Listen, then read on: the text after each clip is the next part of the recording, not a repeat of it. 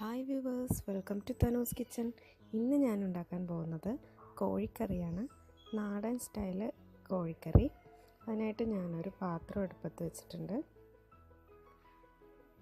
ഇവിടെ 1 കിലോ ചിക്കനാണ് ഞാൻ കഴുകി വൃത്തിയാക്കി വെച്ചിരിക്കുന്നത്. എല്ലോട് കൂടിയ 1 കിലോ ചിക്കൻ. പിന്നെ ഒരു 2 സവാള നേരിയതായി കട്ട് ചെയ്ത് വെച്ചിരിക്കുന്നതാണ്.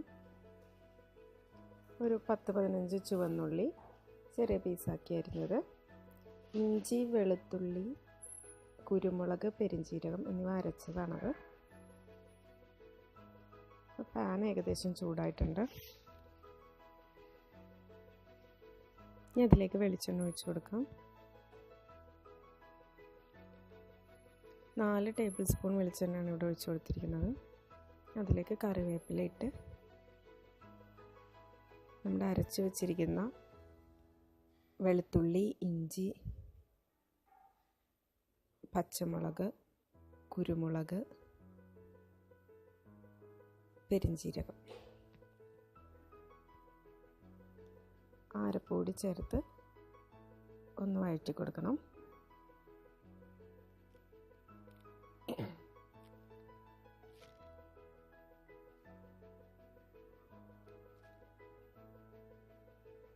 ഇനി ഇതിലേക്ക് അരിഞ്ഞു വെച്ചിരിക്കുന്ന സവാള കൂടി ചേർക്കാം.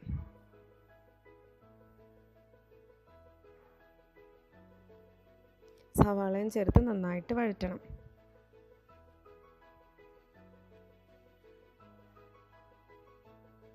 സവാള വഴന്ന് കിട്ടാനായിട്ട് ആവശ്യത്തിന് ഉപ്പും കൂടി ചേർത്ത് കൊടുക്കാം.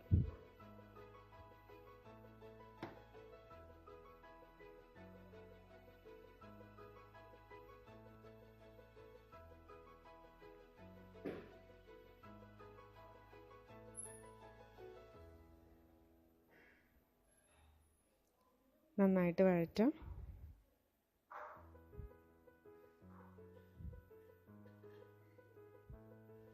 പാത്രം അടച്ചു വെച്ച് സവാള ഒന്ന് വേവട്ടെ. ഇപ്പോൾ സവാള ഏകദേശം മൂത്ത് കിട്ടിയിട്ടുണ്ട്.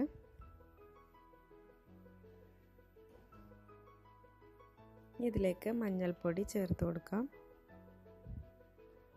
1 ടീസ്പൂൺ മഞ്ഞൾപ്പൊടിയാണ് എടുത്തത്. 2 ടേബിൾ സ്പൂൺ മുളക് പൊടി,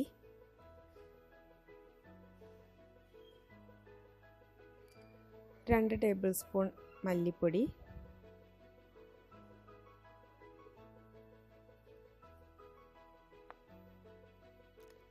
1 ടീസ്പൂൺ കാശ്മീരി ചില്ലി പൗഡർ,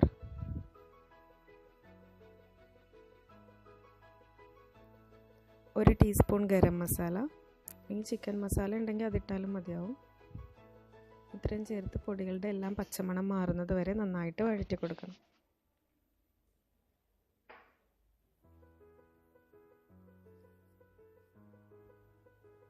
പൊടികളെല്ലാം ഏകദേശം മൂത്തിട്ടുണ്ട്. ഇനി ഇതിലേക്ക് ഒരു തക്കാളി സ്ക്വയർ പീസാക്കി കട്ട് ചെയ്ത് വെച്ചതും കൂടി ചേർത്ത് തക്കാളി ഒന്ന് വേവാനായിട്ട് ഇതിലേക്ക് വേണമെങ്കിൽ ആവശ്യത്തിന് കുറച്ച് ചൂടുവെള്ളം കൂടി ഒഴിച്ചു കൊടുക്കാം.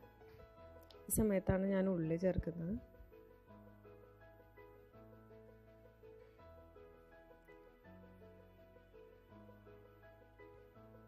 തക്കാളി ഒന്ന് വെന്ത് കിട്ടണം.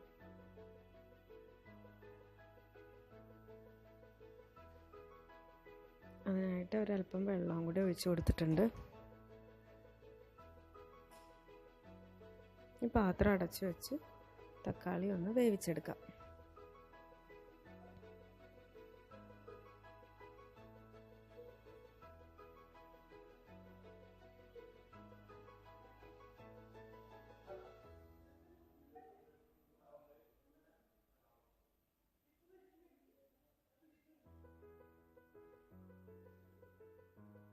കുറച്ച് കറിവേപ്പില കൂടി ചേർത്ത് കൊടുക്കാം. ഈ പാത്രം അടച്ചു വെച്ച് വേവിച്ചെടുക്കാം. ഇപ്പോൾ തക്കാളി എല്ലാം ഏകദേശം വെന്തിട്ടുണ്ട്. ഇനി ഇതിലേക്ക് ചിക്കൻ്റെ പീസുകൾ ചേർത്ത് കൊടുക്കാം.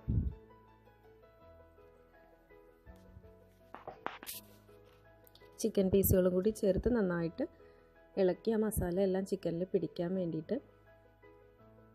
ഇനി വേറെ വെള്ളമൊന്നും ഞാനിപ്പോൾ ഒഴിച്ചു കൊടുക്കുന്നില്ല. ഈ ചിക്കനിൽ നിന്നുള്ള വെള്ളം തന്നെ ഇറങ്ങി അതൊന്ന് കുക്കാവട്ടെ. മീഡിയം ഫ്ലെയിമിൽ വെച്ച് പാത്രം അടച്ചു വെച്ച് ഒന്ന് വേവിച്ചെടുക്കുക. ഇപ്പോൾ ചിക്കനിൽ നിന്നുള്ള വെള്ളം എല്ലാം വന്നു തുടങ്ങിയിട്ടുണ്ട്. ഈ സമയത്ത് കുറച്ചുകൂടി കറിവേപ്പില ചേർത്ത് കൊടുത്തിട്ടുണ്ട്.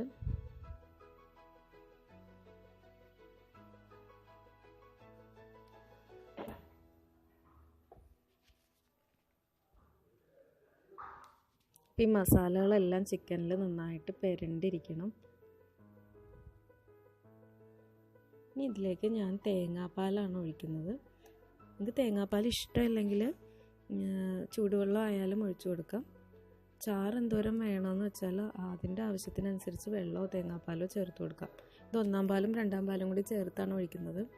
ഇനി ഇതിലേക്ക് കുറച്ച് മല്ലിയില കൂടി ചേർത്ത് ഒരു 40 മിനിറ്റോളം ലോ ഫ്ലെയിമിലിട്ടിട്ട് ചിക്കൻ ഒന്ന് കുക്ക് ചെയ്തെടുക്കണം. ഇടയ്ക്ക് ഞാനൊന്ന് അതിലേക്ക് ഒരു തക്കാളി നീളത്തിലരിഞ്ഞ് പച്ചയ്ക്ക് ഇട്ട് കൊടുക്കുന്നുണ്ട്.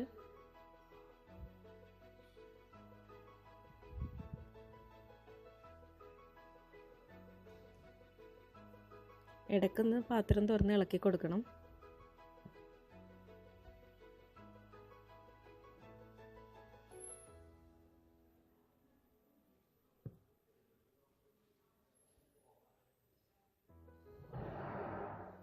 ഇപ്പോൾ ഏകദേശം 40 മിനിറ്റ് ആയിട്ടുണ്ട്. നമ്മുടെ ചിക്കൻ കറി റെഡി ആയിട്ടുണ്ട്. ഇതെല്ലാവരും തീർച്ചയായും ട്രൈ ചെയ്യണം. Thank you.